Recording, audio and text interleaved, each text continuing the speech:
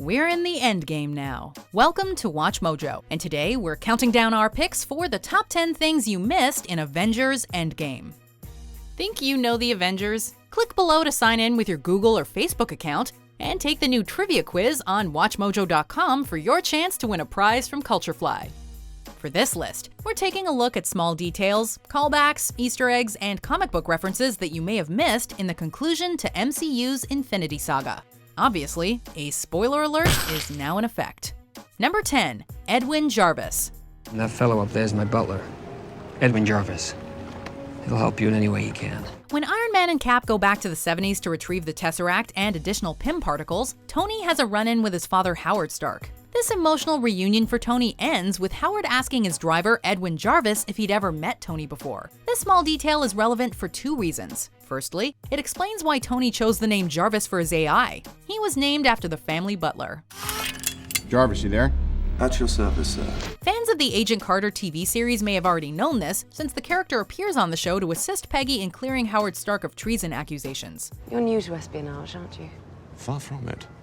Last summer, I caught the cook pocketing the good spoons. Secondly, it's a reference to the fact that, in the comics, Jarvis is the Stark family's butler and not the AI that would eventually become Vision. Number 9, Rescue. I got you. I got you first. When Thanos invades from the past, everyone must join the fight, including Pepper Potts. The longtime partner of Tony Stark arrives with an Iron Man suit of her own and kicks a ton of alien ass with it. In the comics, Tony built a suit for Pepper, and with it, she took on the superhero alias Rescue. While the MCU Rescue armor is far more distinct from Tony's armor than the comics Rescue armor, many design elements carry over. We'll likely never see Pepper don the Rescue armor again, as Gwyneth Paltrow has announced that Endgame marks her final MCU appearance. But it was a wildly triumphant moment for one of the longest tenured characters in the Marvel Cinematic Universe. Number 8, Joe Russo cameo. If you recognize the man detailing his tearful date to Cap during that counseling scene, there are a few places you may have seen him before. Firstly, if you've watched any behind-the-scenes or interviews surrounding Endgame, you would have recognized him as Joe Russo, who, alongside his brother Anthony, has directed Winter Soldier, Civil War, Infinity War, and, of course, Endgame. You might also recognize him because of his habit of sneaking himself into his films. In Winter Soldier, he appeared as Dr. Fine, who treats both Nick Fury and Black Widow's injuries. In Civil War, he plays Dr. Theo Broussard, the man who Zemo impersonates and kills. Hopefully this won't be the last Russo brothers' contribution to the MCU, which could only mean more Joe Russo cameos in the future. Also featured in the same scene, Thanos' creator, Jim Starlin. Number 7, Community cameos. I am a Spanish genius. In Espanol, my nickname is El Tigre Chino! You may have noticed a couple of cameos from Community alumni Ken Jeong and Yvette Nicole Brown, but did you know that their inclusion is among many Community cameos in the MCU? The Russo brothers acted as executive producers and directed several episodes of the beloved cult comedy before making their leap to superhero movies, and have included many of the cast members in small parts throughout their careers in the MCU. Tony, so generous! So much money! Wow! This begs the question, will we ever see Chevy Chase in the MCU? Yeah, probably not. Can you believe that? I can't, but you can, so that's fine. Number 6, the next Hawkeye. In the film's opening moments, we see Hawkeye's family disintegrate during a picnic, setting Clint down a dark path. Before they vanish, however, Clint helps his young daughter, played by Joe Russo's daughter Sophia, with her archery skills and calls her Hawkeye when she hits a bullseye. This is a subtle nod to Kate Bishop, who takes on the Hawkeye title under the tutelage of Clint Barton in the comics. Will Clint's daughter one day replace him as the MCU's new Hawkeye? Variety has reported that the Hawkeye series on Disney Plus will feature Kate Bishop, but note that there's been no official word from Disney or Marvel about who Clint will pass the torch to. Number 5, the Fortnite Connection.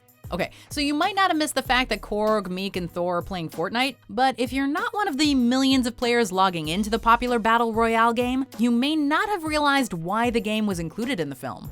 Last year, to celebrate the release of Infinity War, Thanos made an appearance in Fortnite.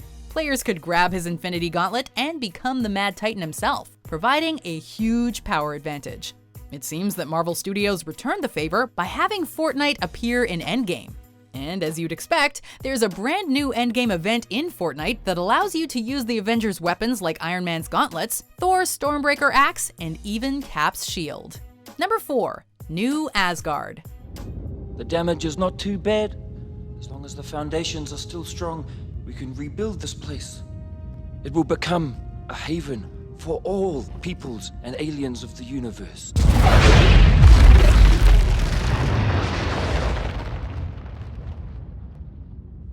Now those foundations are gone, sorry. In Endgame, we learn that Thor and the remaining Asgardians settle on Earth and create New Asgard after their home was destroyed and half their people were killed by Thanos. This is a nod to similar events in the comics, in which Ragnarok leads to the destruction of Asgard. And Thor finds a quaint spot outside Oklahoma City to create a new Asgard on Earth. Whereas the MCU version seems like a small fishing town, the comics version is an enormous castle floating just above the ground. Unfortunately, Norman Osborn's Dark Avengers attack the Asgardians' new home, leading to its destruction. Hopefully under Valkyrie's guidance and protection, the MCU's new Asgard won't share the same fate. Asgard is not a place. Never was. This could be Asgard. Asgard is where our people stand. Number 3. Hail Hydra. In this hilarious scene that takes place after the Battle of New York, we get what seems to be a callback to the elevator fight from Winter Soldier. Instead, Cap uses the information he learned in that film to trick the so-called S.H.I.E.L.D. agents into believing that he too was a secret Hydra agent. Having Cap say Hail Hydra is clearly a nod to the incredibly controversial Secret Empire story arc, in which it's revealed that Captain America had been a Hydra sleeper agent the whole time. It turns out that it was actually an evil version of Cap, but that didn't stop fans from raging out about Cap siding with his arch enemies. Number 2. Morgan Stark. Last night, I dreamt we had a kid. So real. We named him after your eccentric uncle. What was his name?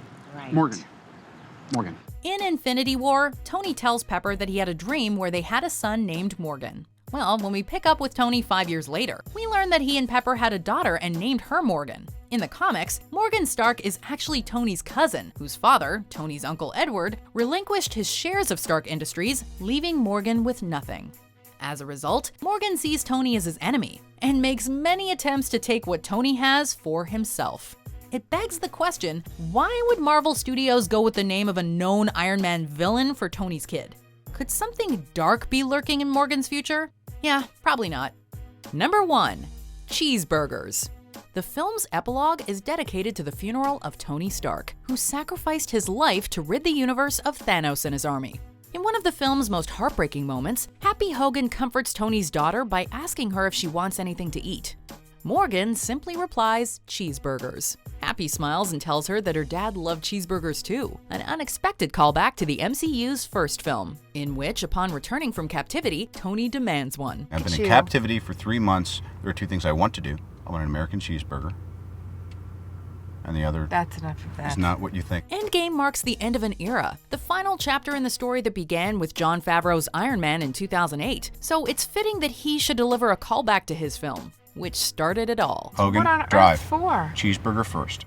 Do you agree with our picks? Check out these other great clips from WatchMojo, and be sure to subscribe and ring the bell to be notified about our latest videos.